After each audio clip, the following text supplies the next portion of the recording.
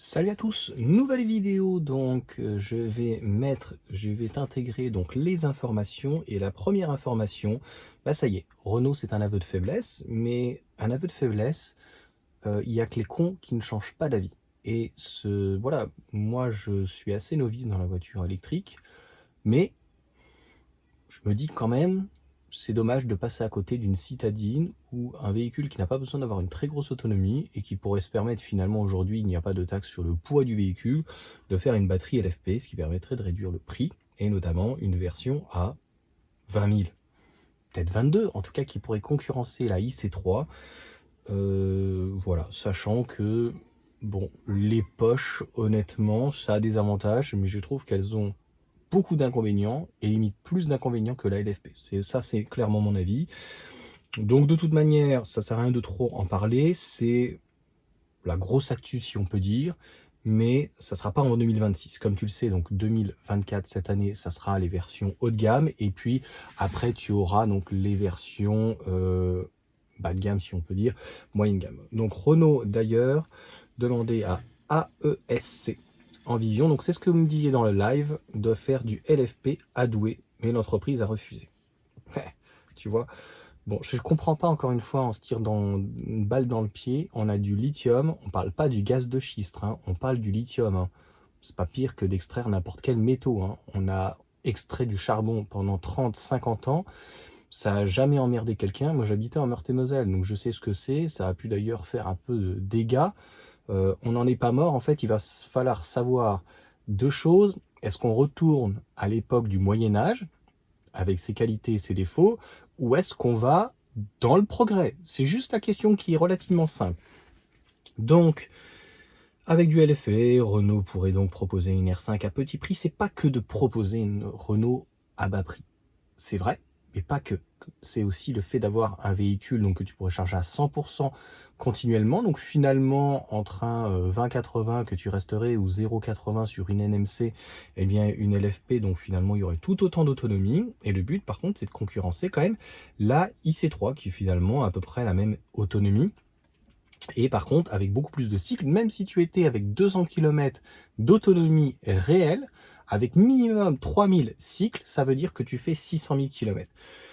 Mis à part les Clio 1,5 litre DCI, qui étaient quand même, et puis les 2 litres essence de l'époque, qui étaient assez costauds, 300-400 000 km, franchement 600 000 km, de toute manière, logiquement, la voiture devrait être assez avant, et encore, je dis logiquement, ce qui tombait en panne le premier, c'était le moteur, mais si le moteur ne coûtait pas trop cher, avec Renault, ça coûte cher, alors que normalement, c'est pas normal.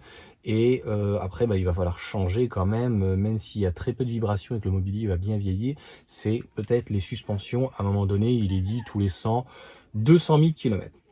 Donc en low cost, on a donc la Seat qui confirme son projet de citadine électrique à petit prix.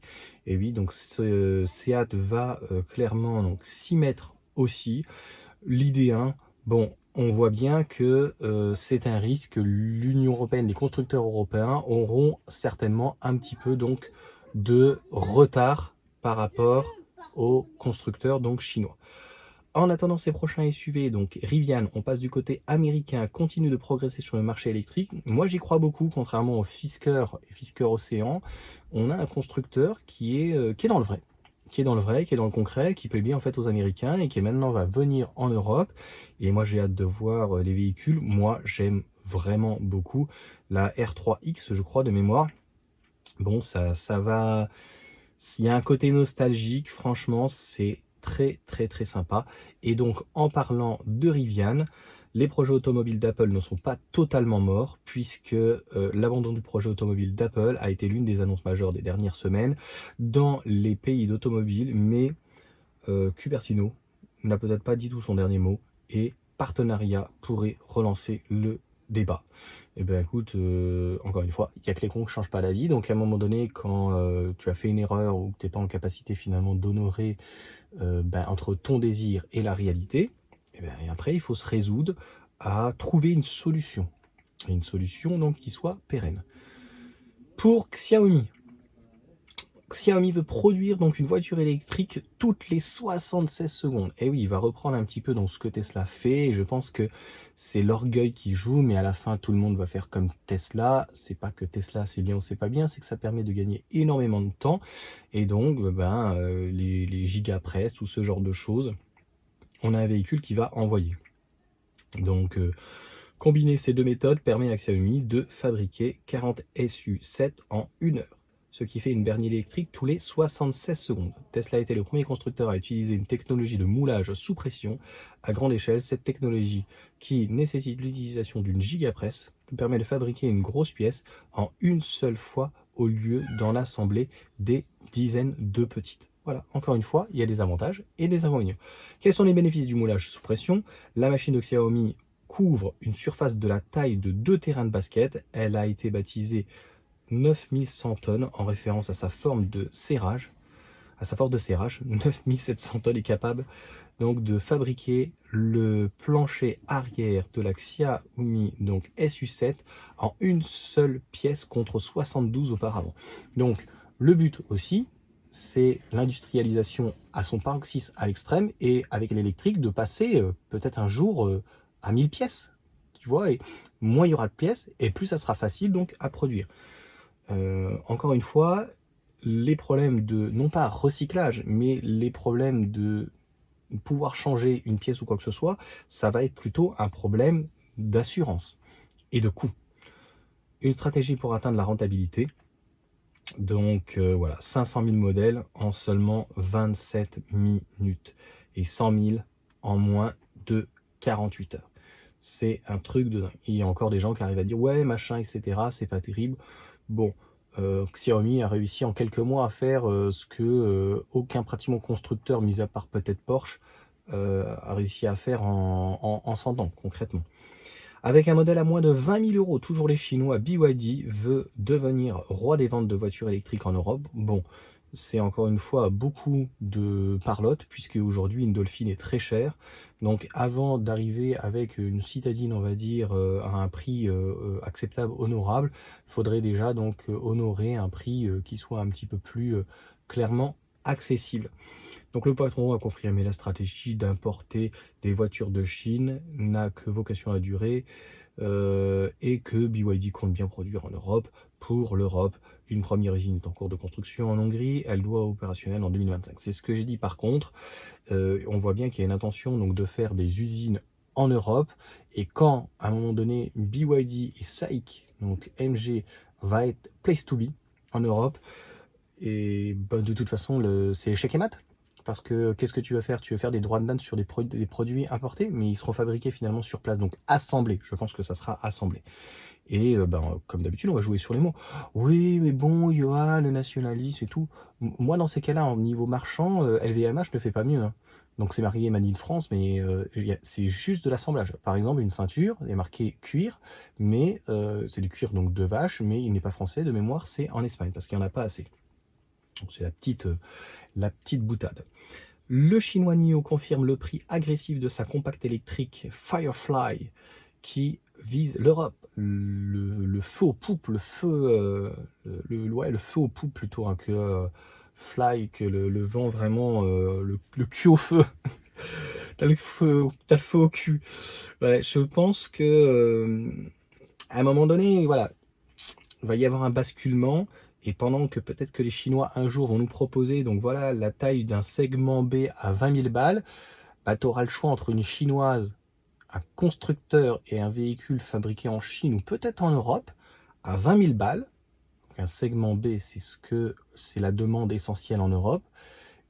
Pendant que les Chinois et les Américains sont sur des grosses berlines, on voit bien la paupérisation quand même de l'Europe et de la France. Et de l'autre côté, tu auras Renault avec Dacia qui te proposera une Dacia Spring à 20 000 balles. Donc moi j'ai hâte qu'on arrive à ça, et à un moment donné, va falloir que l'Europe fasse un choix. Est-ce qu'on fait du protectionnisme avec ses qualités et ses défauts, ou est-ce qu'à un moment donné on se bat un petit peu à armes égales? ID.UX, la nouvelle stratégie électrique de Volkswagen en Chine. Donc Volkswagen s'en sort plutôt bien, même peut-être mieux que Stellantis, mais c'est compliqué et puis on voit bien que de toute façon, ils sont déjà maqués avec les co-entreprises donc historiques. FAO, je connais pas et en tout cas SAIC donc MG. Donc clairement, j'en avais déjà parlé dans une vidéo.